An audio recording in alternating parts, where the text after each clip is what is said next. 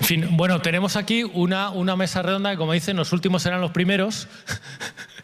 En fin, que como somos pocos, Víctor, puedes decir lo que quieras. ¿Te has dado cuenta? Sí, perfecto. O sea, llevamos preparando todo esto para que tú digas lo que quieras.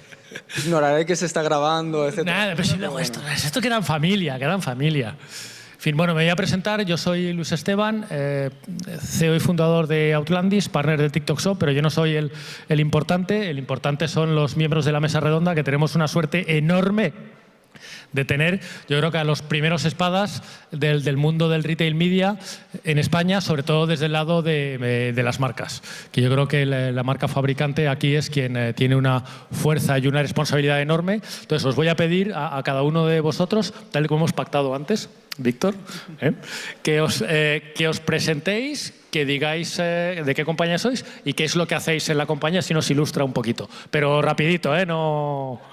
Venga, todo tuyo, Víctor. Pactado, guionizado, no sé de qué estás hablando. Víctor de la Fuente, Nestlé, los 2 últimos años, liderando a nivel global Retail Digital Media, Social Commerce y Digital Self.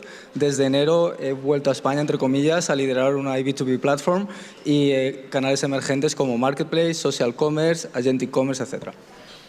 Fantástico. Jaime. Yo soy Jaime Maganto, soy el director de e-commerce de Nivea y llevo siendo director de e-commerce de Nivea durante 5 o 6 años. Yo soy María Márquez, soy Retail Media Manager en L'Oréal, más concreto en la división de lujo. Llevamos 15 marcas en la división de lujo. Empecé en gran consumo, que puede parecer más pequeño, pero no, porque a volumen facturan mucho. Así que nada, eso es.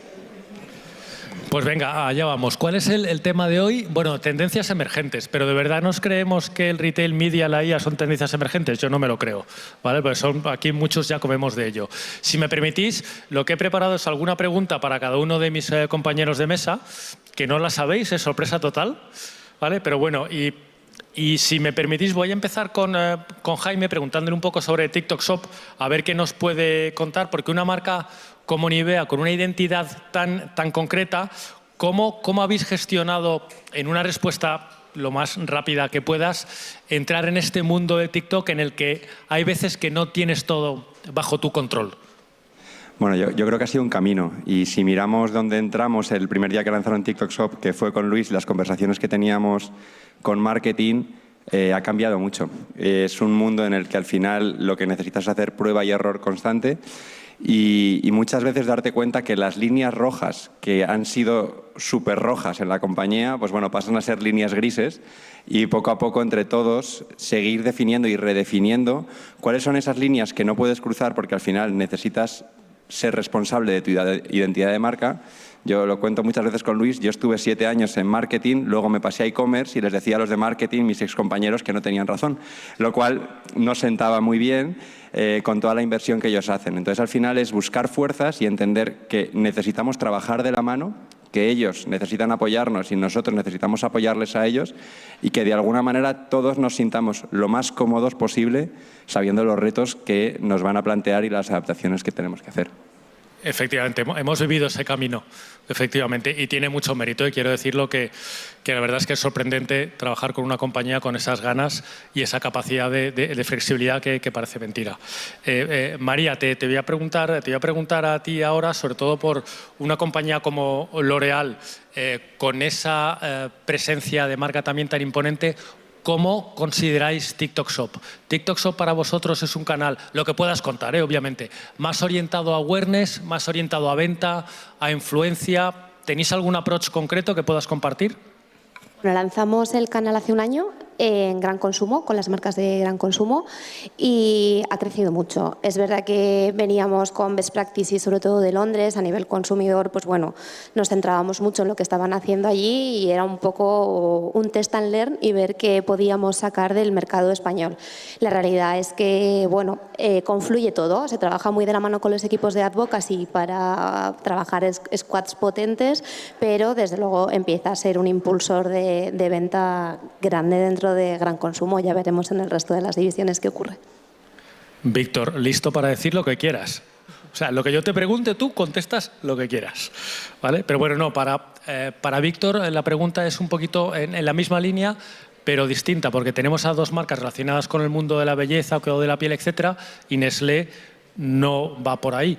Desde el punto de vista de Nestlé, ¿veis que TikTok Shop y Social Commerce es un canal relevante para una compañía con el posicionamiento que tenéis, y qué relevancia pensáis que podría tener o tiene? A día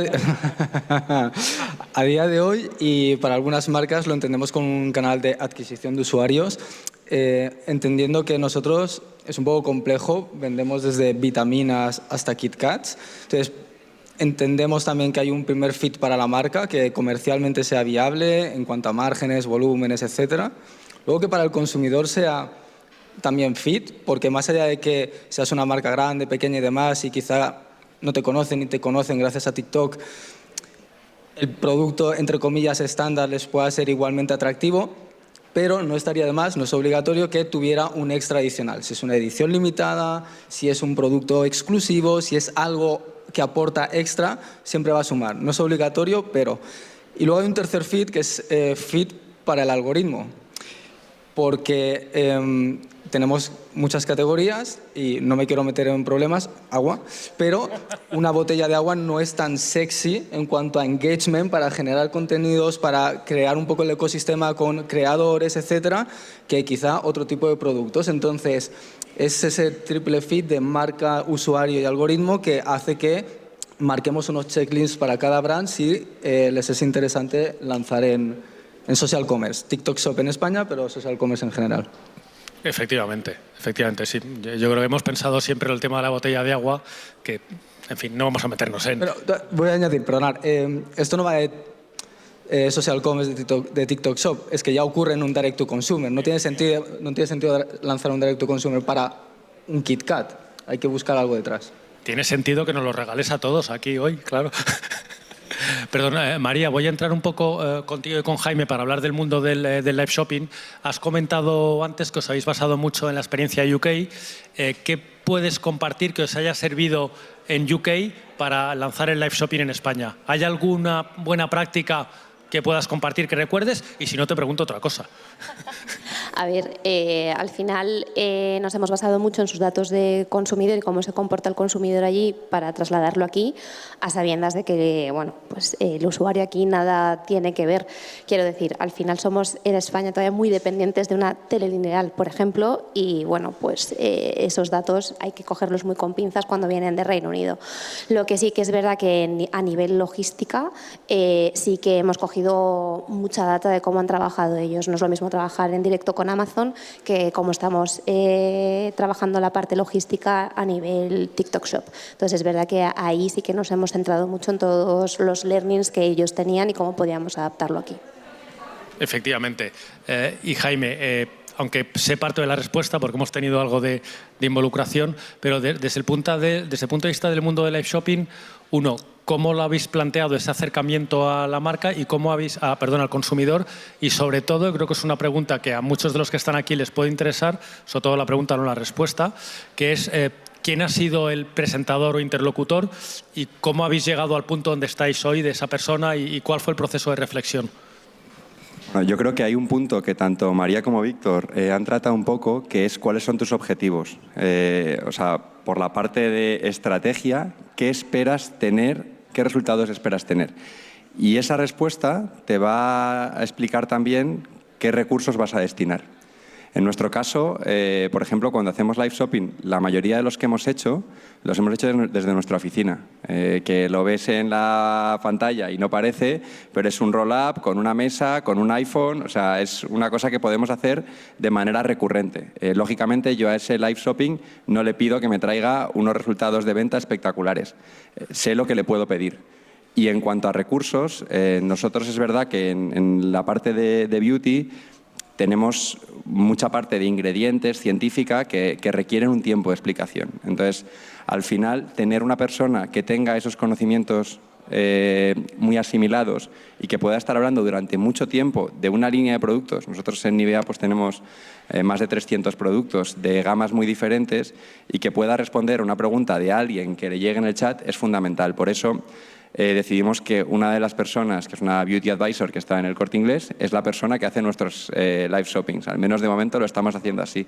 Entonces, yo creo que depende de cuáles son tus objetivos, ¿no? Si coges un macro estudio con un macro influencer, con una campaña de media tremenda, brutal, vas a tener unos resultados. Si lo que quieres es tener una cierta continuidad, por un lado, por el aprendizaje que te aporta y por otro lado, por la conexión que creas con los consumidores, necesitas algo que puedas repetir de manera, por así decirlo, recurrente. Efectivamente, y la verdad que ha sido un lujo contar con esta Beauty Advisor que tiene un conocimiento no solo del producto, sino cómo tratar con consumidores que preguntan sobre el producto.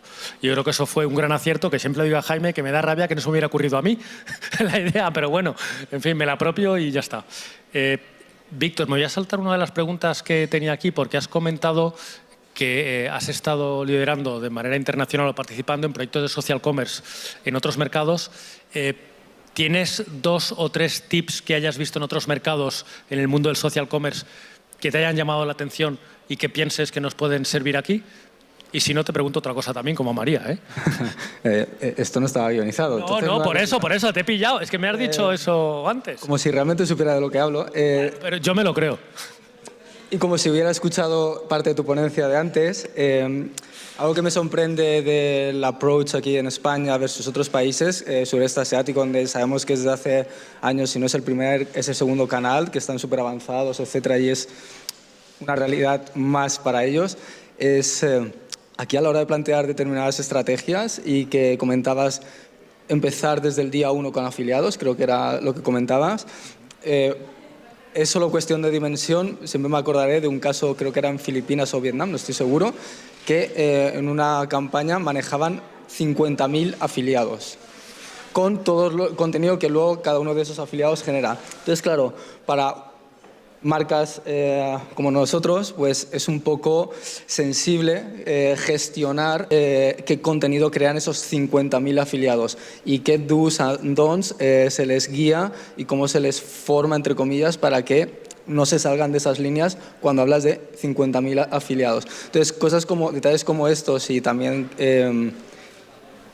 la elección del surtido para tener productos de enganche, productos que te generen ventas y demás, es un poco grandes diferencias que veo, insisto, desde el momento en el que estamos nosotros en este estado. Efectivamente, yo creo que has mencionado un par de retos relevantes, que uno es la dimensión y el volumen, y otro es que nos enfocamos a veces muy poco en la elección del producto. Es decir, no todo vale para todo. Permitirme también compartir, tuve una llamada hace poco con un responsable de TikTok Shop en UK y me comentaba y me decía, oye, ¿tú sabes cuántos vídeos al mes están generando los sellers que más venden en el Reino Unido? Claro, yo le dije así muy chulito, 1.000. Y me dijo, 6.000. No son los 50.000 que tú comentabas, pero ya a nosotros, cuando hablamos de 6.000 vídeos, pues cómo gestionas eso, cómo pones las líneas de los do's y los don'ts, yo creo que es un reto relevante, sin duda. Tengo aquí, voy a saltar ahora, voy a saltar a preguntas un poco más asociadas con el mundo de la IA, dado que era algo que también está puesto en el título y os quiero preguntar, porque todos estamos un poco influenciados por esto ahora mismo, ¿vale? Y sobre todo a María, que habéis invertido en Modiface y no sé si estás puesta en eso. Sí. Estás puesta. Vale, ¿qué nos puedes contar de las principales conclusiones, igual que decía Víctor, que te han llamado la atención del uno, el por qué y cuál ha sido unos outputs relevantes que hayáis tenido de él? Y explica qué es Modiface, perdona, que yo no lo he explicado. A ver, Modiface es una herramienta que tenemos para analizar, bueno, para que al final el usuario cuando entra en una web pueda probarse el producto a través de realidad virtual. Y también en el punto de venta físico estamos desarrollando mucho Beauty Tech para análisis de piel, recomendaciones, etcétera. Entonces, al final, aunque parezca mentira, bueno, nos ha costado mucho desarrollar la herramienta en algunos clientes porque bueno, lleva un tiempo, etcétera. Y aunque parezca mentira, hay gente que pueda decir quién sabe probar un pintalabios online, bueno, pues mucha gente ve el tono, mucha gente lo prueba y lo que nos hemos dado cuenta con la herramienta es que el conversion rate aumenta y las devoluciones disminuyen. Entonces, bueno, factores a favor a tener en cuenta y luego lo que comentábamos por la mañana, toda la parte del punto digital en el punto físico. Toda la parte digital está en auge y toda la data que podemos recoger cuando la usuaria llega al Corte Inglés, se sienta y utiliza todas las herramientas que tenemos de Beauty Tech, es un puntazo, porque es que nos da mucha información para volver a atacar a esa usuaria que pasa por el Corte Inglés y tener muchos datos muy ricos para trabajar con las diferentes marcas del grupo.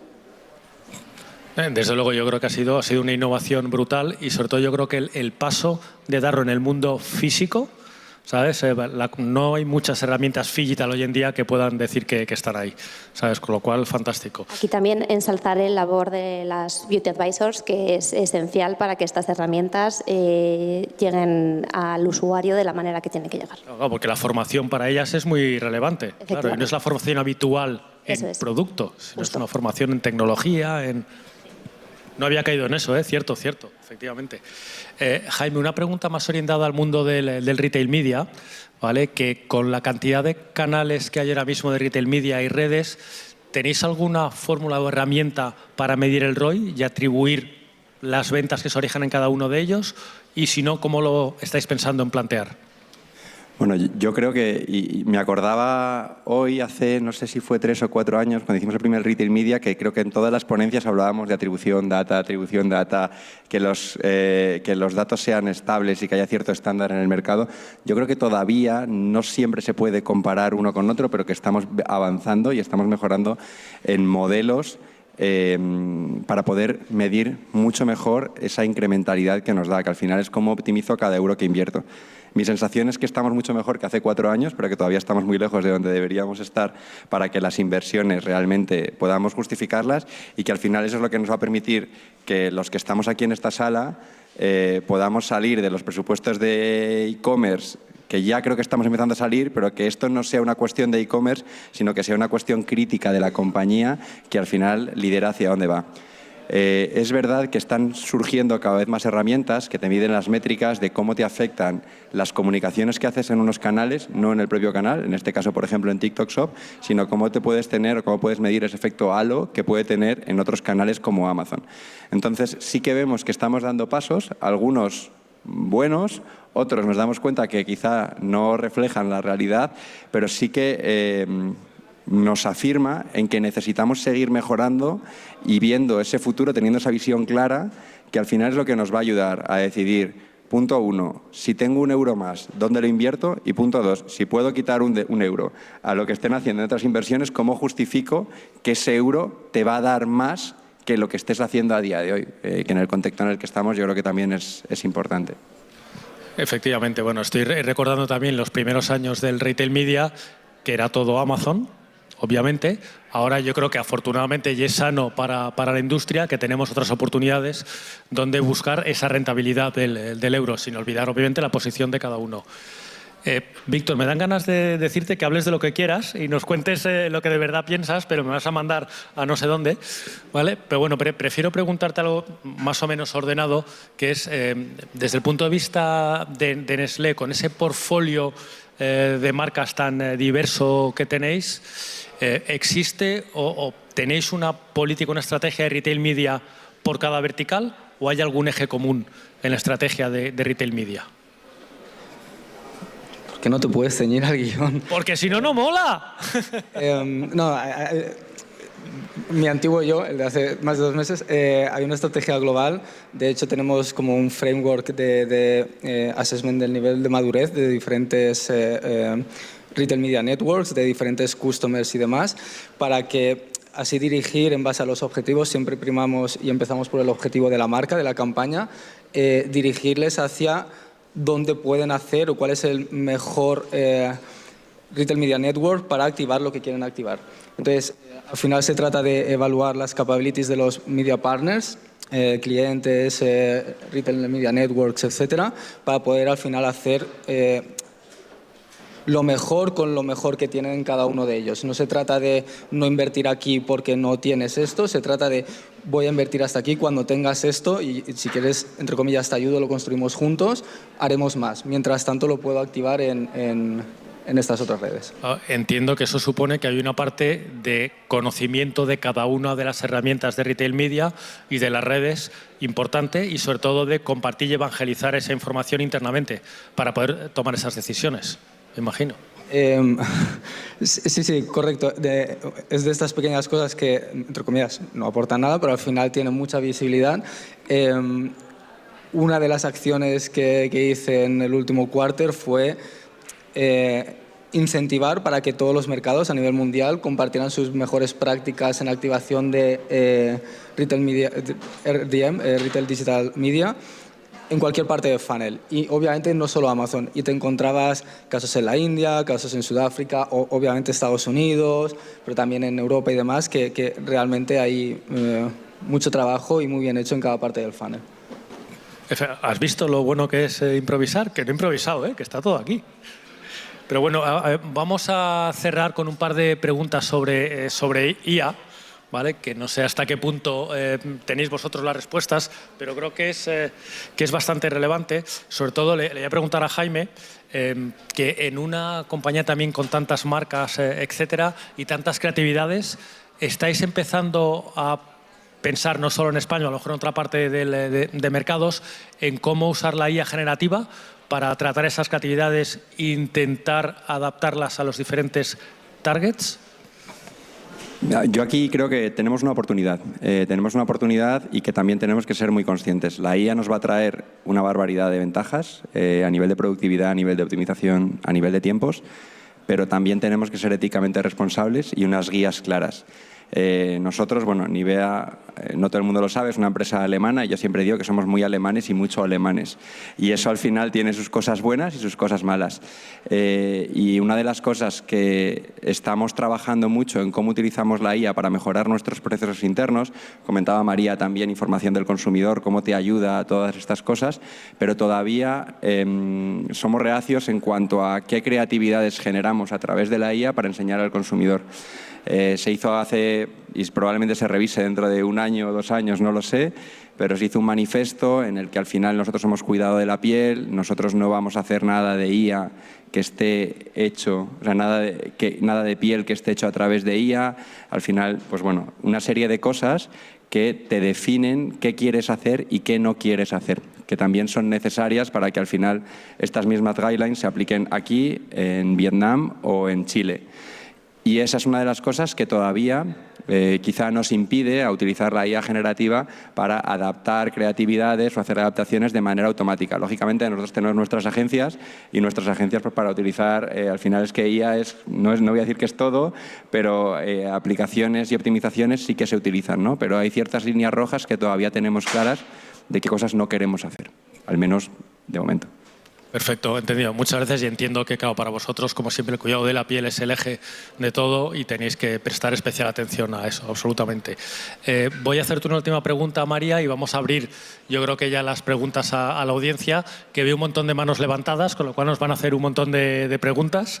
Entonces, una pregunta que yo me he hecho también, sobre todo con compañías tan multimarca como L'Oréal y las que tenemos aquí, pero sobre todo con L'Oréal, ¿cómo gestionáis en un entorno retail media la canibalización?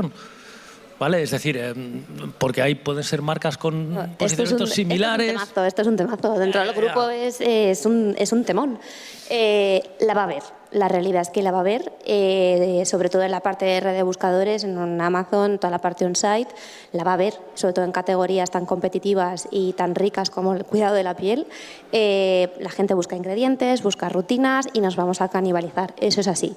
Pero estamos trabajando en estrategias a nivel grupo, pues, sobre todo con nuestra agencia de medios, para intentar evitar esa crecida de costes, también tener muy en cuenta pues, qué eventos son multimarca, que podemos trabajar a nivel multidivisión, qué partenariados hacer entre marcas. Y luego que hay una cosa, y lo siento Jaime, una cosa que tenemos muy clara, que mientras nosotros tengamos ese Zero Voice y no se lo lleve un Nivea, pues todo queda en casa. Entonces, al final, pues bueno, esto es así, somos realistas con lo que hay y pues trabajando un poco de la mano entre todos, para ganar cuota de mercado. Pero efectivamente, yo creo que es una respuesta muy sensata y muy natural y que no es fácil decir el que la hay, con lo cual te agradezco un montón, ¿sabes?, la naturalidad y la franqueza. Vamos a ver, bien, veo... No, a ti no.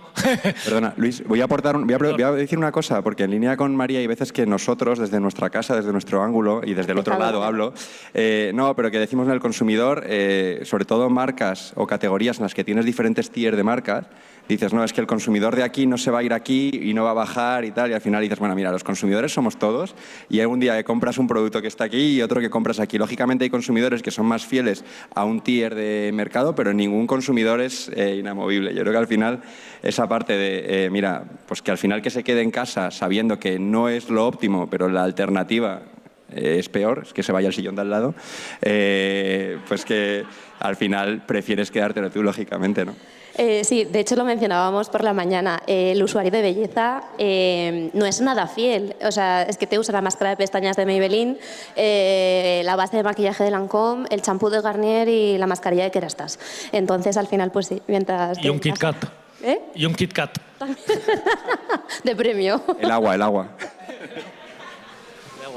En fin, bueno, Perdón, si me permitís un momento, porque ya se me ha adelantado, porque ya sabía lo que iba y como es tradición, siempre al primero que haga una pregunta le regalamos un patito, si me permitís, ¿vale? Entonces, bueno, ya te veo por allí. ¿Me puedo bajar y le paso el micro? Bueno, toma.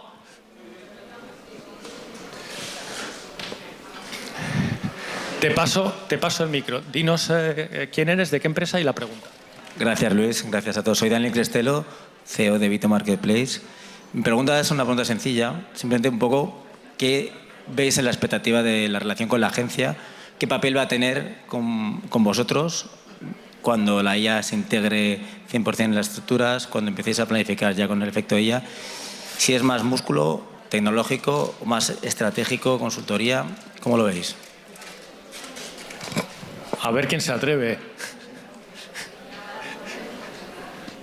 Bueno, yo creo que desde mi punto de vista nosotros tenemos una gran inversión en la parte de media y va a seguir siendo un activo fundamental. Al final tenemos muchísimos equipos y en compañías con marcas tan diversas, pues estupendo, utilizaremos la IA para eficientar campañas, pero vamos a seguir necesitando de la visión que te puede aportar una agencia a nivel multidisciplinar y a nivel multimarca, como es nuestro caso. Vamos a seguir siendo muy dependientes, nosotros trabajamos de la media, o sea, muy de la mano con ellos, porque nos aportan tanto la visión, qué pasa out of home, qué pasa cuando hacemos modelos econométricos, toda la parte de la data, tele, tendencias. Al final, bueno, eso la IA no lo va a poder suplir. Por supuesto, sacaremos todas las bondades posibles, pero seguiremos siendo muy dependientes de las agencias, seguro. Yo creo que al final va a depender también de la propuesta de valor. Y sí que creo que quizá se va a recurrir menos a contactos puntuales con agencias y al final el éxito va a ser en cómo construir una agencia que sea más que una agencia, sea un partner, que al final esté dentro del negocio y que probablemente si tienes que recurrir a una agencia cada vez que quieres hacer una acción pequeña, explicarle todo lo que es la empresa, lo que ha pasado en el pasado, lo que necesitas y lo que tal, ya has perdido el tiempo, porque ya no solo es una cuestión de IA, es una cuestión de la ultrainmediatez en la que vivimos. Entonces, para mí es más el cómo las agencias se van a posicionar desde una propuesta de valor, que están dentro de la empresa, que son conscientes de lo que está pasando y lo que está ocurriendo en la empresa, para que la respuesta que te puedan dar sea mucho mejor que lo que te pueda dar un Copilot o un ChatGPT, que es al final una respuesta genérica, sino que al final yo te voy a dar algo porque entiendo cuáles son tus necesidades y entiendo qué es lo que te duele a ti. Y eso al final la IA igual llega, pero de momento creo que está muy lejos de que pueda llegar. Pues si quieres, pasa palabra porque ya está todo dicho. Venga, nos da tiempo para otra pregunta. Pues venga, te la paso. O sea, que te metes ya. Hola, yo soy Marcela de Westfield Rise, la pata de retail media de centros comerciales. Entonces mi pregunta es, vuestro producto, seguramente el porcentaje de venta en retail físico es mucho más alto. ¿Cómo veis el retail media físico dentro de vuestros departamentos de retail media? Voy. En general, Retail Media lo vemos como un canal más de activación, punto. Eso incluye también en la parte de in-store o la parte física y demás. Entonces, podríamos, no voy a abrir el debate y me gustaría abrir muchos otros debates, no este, pero hay una parte en cuanto a la fragmentación de canales, en cuanto a la saturación de los canales por parte de los usuarios, de los publishers, de los anunciantes y demás, que quizá... no lo sé, soy cero gurú, pero puede haber un repunte en la parte física como forma de conectar emocionalmente con los consumidores. Entonces, lo vemos como una declinación más de todo el panel de medios que podamos tener. Está dicho, yo creo que muy buena respuesta. Vicente, te dejamos la de cierre, ¿vale? Sí, es la última. Bajo yo y te lo doy, ¿vale? A ti, María. Buenas tardes. Lo primero, soy Vicente, de la compañía de In-Store Media, retail puramente físico, y enlazo un poquito con lo que decía Marcela. Para nosotros la tienda, el Corte Inglés, Carrefour, Eroski y demás son básicos. Luis y yo somos jóvenes, pero hemos vivido bastantes olas que nos han arrastrado, desde el branding del e-commerce, desde los buscadores y demás. Y hoy, en el Retail Media del que hemos hablado, me ha llamado la atención siempre otra cosa, que estabais hablando de la atribución. La atribución para nosotros, en lo que hemos vivido, recuérdalo, ha sido un lío, un mare magnum. Nadie sabe dónde atribuir. Yo, no es una pregunta, si queréis seguir por esa línea me parecerá perfecto. Cada euro tiene que estar rentabilizado. Pero hay una cosa que se llama branding, hay una cosa que se llama experiencia, hay una cosa que se llama sensaciones y vivir la experiencia de compra o el sentimiento de compra, la consultoría en una tienda y demás. Eso no podemos perderlo y eso tiene un valor. Y me gustaría saber, por parte vuestra de los tres, simplemente a día de hoy, ¿a qué porcentaje le dais un poquito en atribución? Tanta moda esta de la atribución. Si lo he visto hace 4 días, precisamente la IAB ha sacado este dato hace unos días. Simplemente un poquito, por conocimiento personal. Voy yo por alusiones, que yo creo que soy el primero que dice la palabra atribución, ¿no? Bueno, pues voy para allá. Yo te voy a cambiar la pregunta, y la pregunta es ¿cómo yo demuestro que mis inversiones son rentables? Y me da igual cuándo, me da igual cómo. Hablabas de la experiencia, hablabas del valor. Yo te digo que a mi general manager o al CEO de Europa, la experiencia de compra, si no tiene una venta detrás, le da exactamente igual. Esta es la realidad y yo creo que al final también tenemos que asumir cómo nosotros, como profesionales, transmitimos este mensaje en casa. Yo no estoy diciendo que me da igual, yo estoy diciendo que la realidad es esta. Y el mensaje es... interpretamos atribución como una venta directa, pero la atribución no solo es una venta directa, es cómo se atribuye a las ventas que te va a generar, ya sea a nivel de branding, ya sea a nivel de notoriedad de marca, ya sea a nivel de new to brand, las métricas que quieras poner.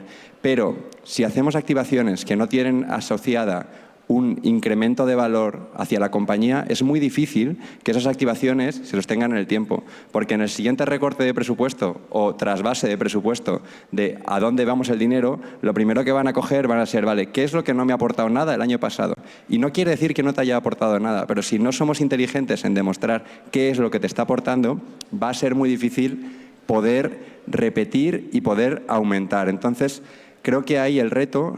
Hablo de atribución porque es sencillo en la parte de Retail Media Online.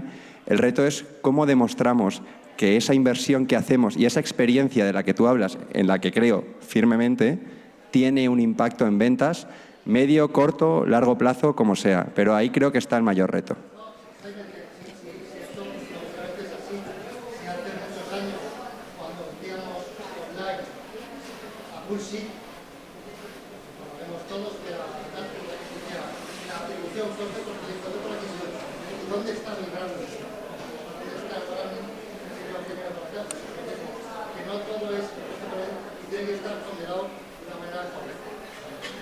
O sea, es que yo creo que el branding vende. Pero para mí es como demuestro que el branding vende. Porque si el branding no vende, a mí no me está aportando. Como yo llevo la parte de ventas y lo que yo necesito es vender. Siendo muy claro y muy sincero. Y necesito demostrar que lo que yo estoy haciendo vende. Ya sea a través de branding, a través de experiencia, a través de lo que sea, con las palancas que podamos utilizar. Pero el reto está en cómo yo demuestro lo que tú has dicho, que es que vende. Ese es el final. Perfecto. Oye, muchísimas gracias. Gracias, Vicente, por la pregunta. Gracias a todos también por haber participado y, sobre todo, por haber estado aquí en el final. Y gracias a e-commerce news, como siempre, Pedro, Samuel, Luis, Lorena y Georgina y todo el equipo que ha estado apoyando. Y sobre todo, oye, muchísimas gracias a vosotros, Víctor, Jaime, María. De verdad que un placer por estar con vosotros y muchas gracias por haber contestado a las preguntas, incluso cuando me he saltado todo el guión. O sea que de verdad, enhorabuena y muchísimas gracias. Gracias a ti.